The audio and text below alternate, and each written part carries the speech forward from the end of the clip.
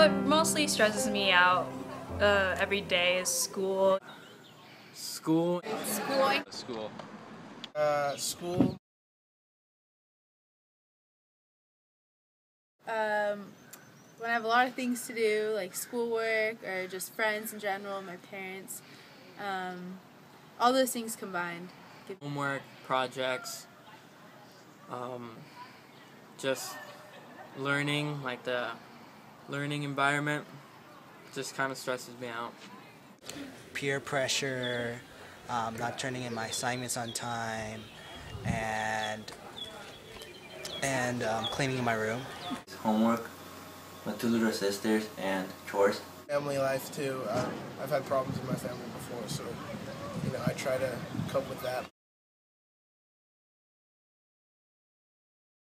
How I deal with it? I just have to breathe in and out, and I usually work out a lot. Dogs for walks on a Mount Riddell. Listen to music helps me. Try to stay organized. I try to plan everything out. Take things like one piece at a time and focus on each one. I try not to jump around. Read books. I go for a jog, and sometimes I just eat ice cream. I ride my bike to a pond. I take my book with me and read for like an hour, and then watch the sunset go down. That's it. Mostly I kind of just tell myself to relax, and I try to get things done accordingly. Like I try to plan out how I'm going to get things done, so I don't have to wait till the end of the week. It was really hard on me, and kind of sunk into a depression for the second term of sophomore year. Because I had academic support and or I didn't have any academic support, and I was just doing really bad in school, and I had a whole bunch of other things in my personal life going on, and so it was just too much at once, and so I would have breakdowns and as of sophomore year and just high school in general, really I didn't handle it well, and I started just doing detrimental things to my health and stuff, and eventually last year I became suicidal, and so I then had to go seek help and a therapist, and after that it got better, and then it would go downhill, but now it's better, so that's good. Well, if it wasn't for my parents' support, I'd probably have taken AP classes again this year and would have killed myself even more. But they really helped me out, and they put me in a special class at school that helped me deal with my classes and provide academic support and stuff. So that was really good, and they really just helped me out. Because for a long time I felt like I was on my own, but I don't anymore, so that's good. Well, they don't really help me directly, but maybe indirectly they will tell jokes and cheer me up in ways, mostly my friends. Friends and family. I always talk to my sister. She's really supportive, and she helps me with things when I have questions or when I need advice. I just ask. My dad mostly, because usually I'm stressed with school, and my mom is always involved in that, and so when I'm stressed out from everything else, I just turn to him and he tells me it'll be okay. My mom a lot. My mom is a big factor in my life. She helps me with a lot of things, and so do my friends actually, sports too. I meet a lot of new people when I play sports, and that's I kind of use that as an outlet. And, it takes out a lot of stress shooting basketballs and doing stuff like that.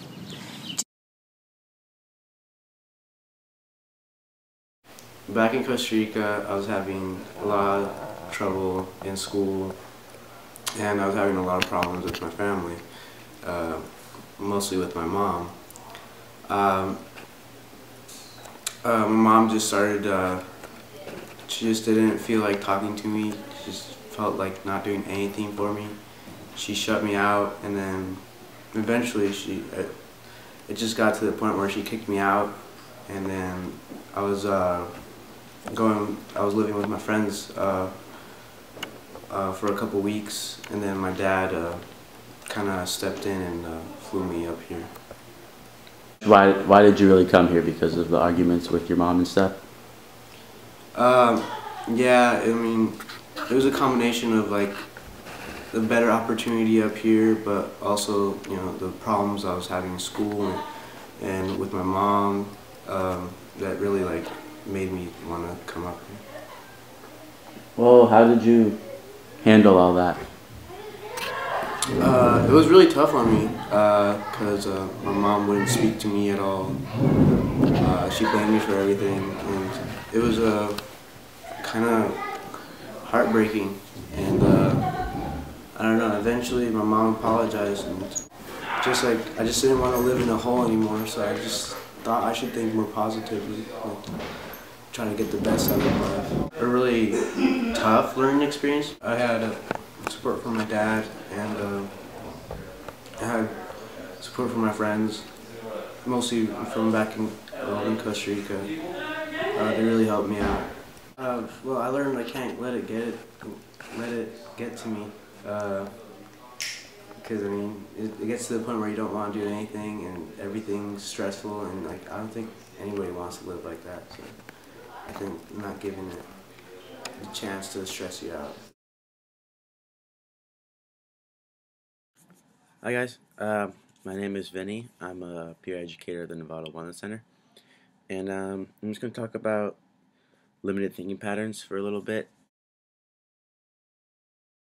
and how you shouldn't believe everything that you think.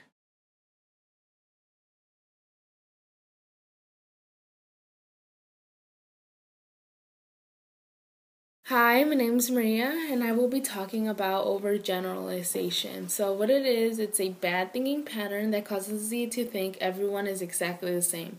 And an example is, I was dating a guy a while ago, and he cheated on me, and now I think every guy is the same. This is not healthy at all. This can bring stress to your future relationship. You're just going to be thinking this, what if he cheats on me? You're just gonna be waiting on it, and it's not good. So yeah, this is just one example of a bad thinking pattern.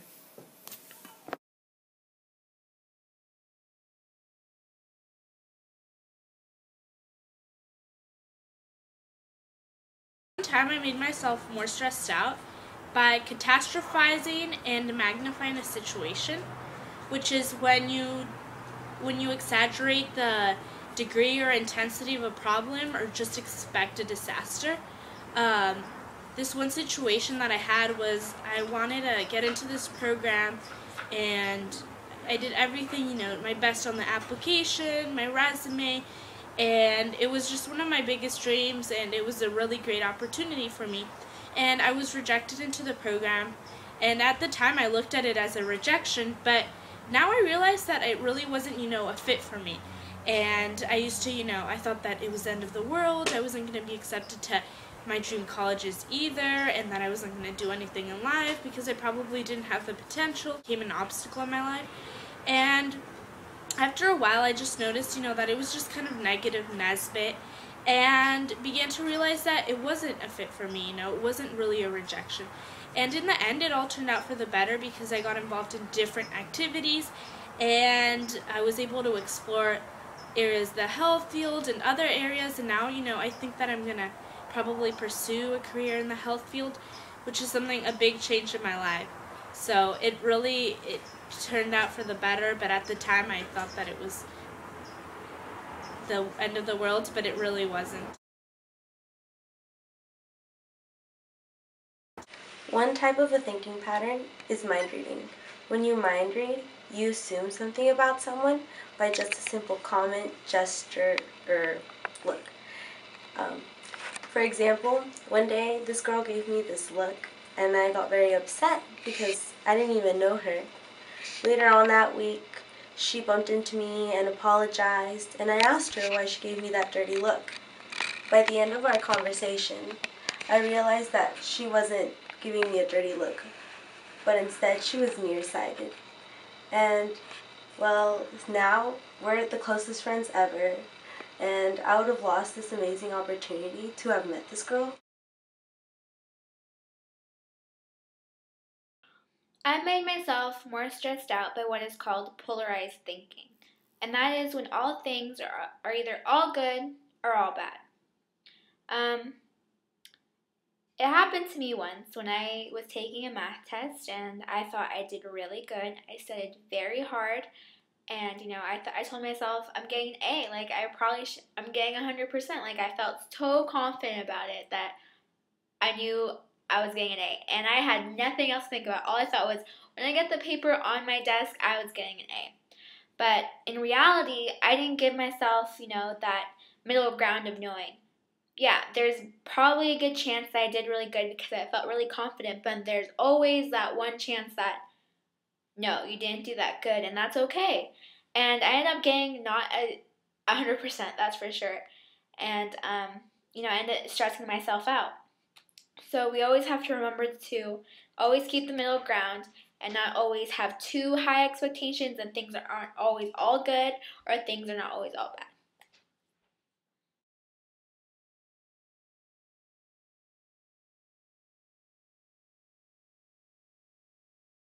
That's a great question, and it's always such a struggle for people to figure out when to go, why to go, if to go, all of that type of thing. And I think that one of the things I really talk to people about is that counseling's a great idea. You don't have to wait till you're in crisis. So if you're thinking about whether you should go or shouldn't go, that could really mean that would be really a great idea to go and have someone help you determine what you might need. And sometimes other people notice more when we're struggling than we ourselves do, because we're kind of living with those symptoms. And by symptoms I mean kind of you might be eating more or eating less, sleeping more or sleeping less, being really cranky, and people are telling you how cranky you are. You might be going off on people that you wouldn't normally go off on. Stuff like that. So sometimes our friends and our family notice that more than we do because we're living it. So if people are starting to say, hey, you really seem like you're having a hard time, that can be a really good time to go check it out.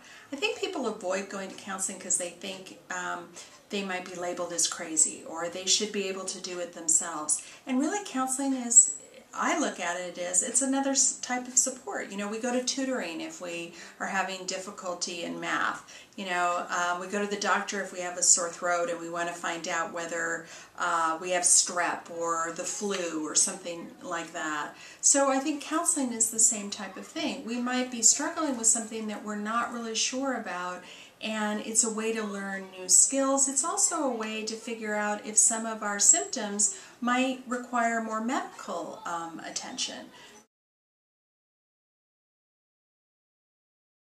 I think counselors care a lot. It's a calling sometimes. For some people it might be that they've had things that went were difficult in their life, and it's a way of giving back. There's a lot of different reasons that people become counselors, but I think that they truly care, and since I've been training people for the past, 12, 15 years, that care is so deep.